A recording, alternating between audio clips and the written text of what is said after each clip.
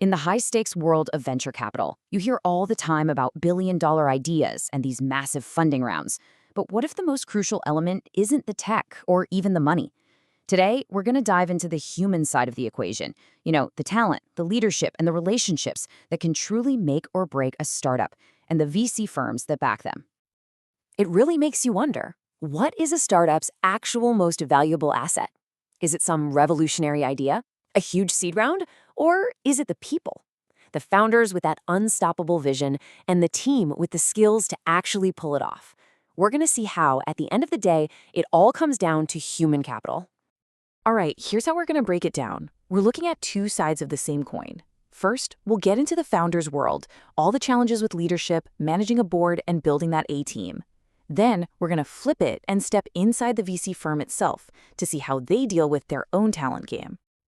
So let's start with the founder, because in the tech world, you've got to understand that entrepreneurship is leadership. I mean, when a founder is just starting out, maybe with nothing more than a slide deck and a big idea, their ability to lead and persuade is literally the only asset they have. And this is the absolute #1 rule of any early-stage startup. Before you have a product, before you have a single dollar of revenue, your job as a founder is sales. Full stop. But you're not selling a product, you're selling a vision of the future. And who are you selling to? Oh, just about everyone. You're trying to persuade brilliant engineers to leave their safe, comfy jobs for your risky venture. You're convincing investors to write a huge check based on what is, for now, just a dream. And you're trying to get those first, very skeptical customers to take a chance on something totally new. It is a relentless sales job that is, at its core, pure leadership. Okay, so let's say the founder pulls it off. They sell the vision, they get the funding, and the money is in the bank. Well, a whole new challenge just unlocked. The boardroom. This is where leadership gets tested in a totally different way, and a very delicate balancing act begins. And that brings us to this term, corporate governance. It sounds super formal and kind of boring, right? But what it really boils down to is just the rule book for managing the relationship between the founders and their investors. It's how you turn trust into a real process to make sure everyone is pulling in the same direction. This is where you can see the natural tension. Founders, well, they're deep in the weeds, right? They're focused on running the day-to-day, building the product. But investors, they have a legal duty to their investors, the limited partners, or LPs. So their focus is on financial returns and long-term sustainability. A great board doesn't try to eliminate this tension. It uses it to make smarter decisions for the whole company.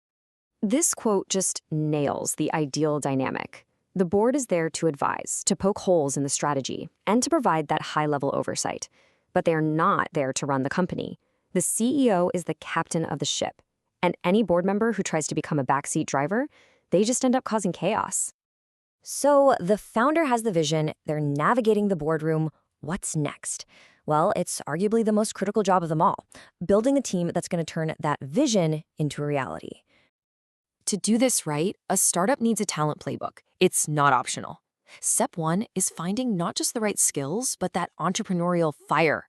Then, you got to build a brand that makes the best people want to join you. Once they're on board, you need a killer onboarding process so they can make an impact fast. And finally, you have to intentionally create a culture where people feel safe enough to take big swings and innovate. And believe me, you cannot afford to get this wrong. For a startup, every single hire is a huge chunk of the budget. But the real cost of a bad hire isn't the salary. It's the wasted time, it's the lost momentum, it's the opportunity cost. And for a young company, that can be absolutely fatal. Okay, so far we've been all about the startup, but now let's flip the script. Let's look inside the venture capital firm itself. Because when you peel back the layers, a VC firm is basically a startup too. And here is the key to understanding how a VC firm actually works. It is not just a big pile of money. It's a really delicate, three-sided marketplace that has to be kept in balance all the time. So on one side, the firm has to attract its own A-team of amazing investors. On another side, it has to convince the absolute best founders to choose them over everyone else. And if they can do both of those things, they can get capital from the third side, their own investors, the limited partners. Now, this creates a really fascinating dynamic. A founder, they're usually picking a VC because of the one specific partner they're going to work with. That person's reputation and vibe matter a ton. But an LP who's locking up their money for 10 years cares way more about the stability and process of the entire firm. This means a VC firm needs both individual star players and a rock-solid team structure just to survive. And that brings us to our final section, playing the long game.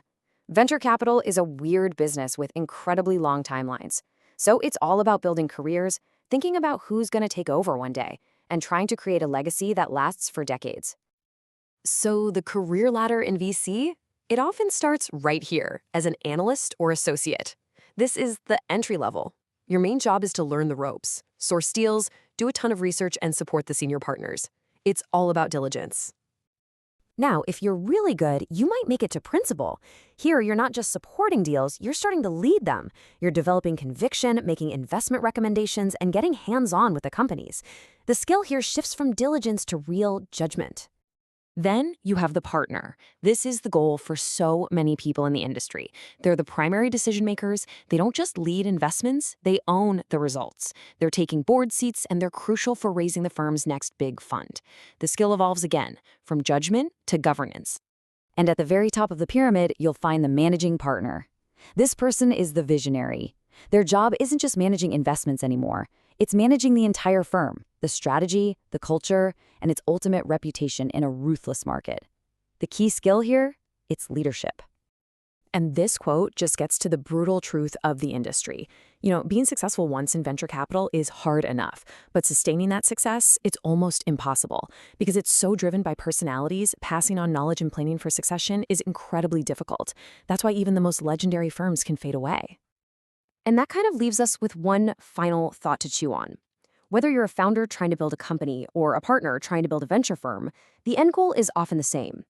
In an industry that's completely obsessed with finding the next unicorn, maybe the hardest and most valuable skill of all is just figuring out how to build organizations and relationships that are actually designed to last.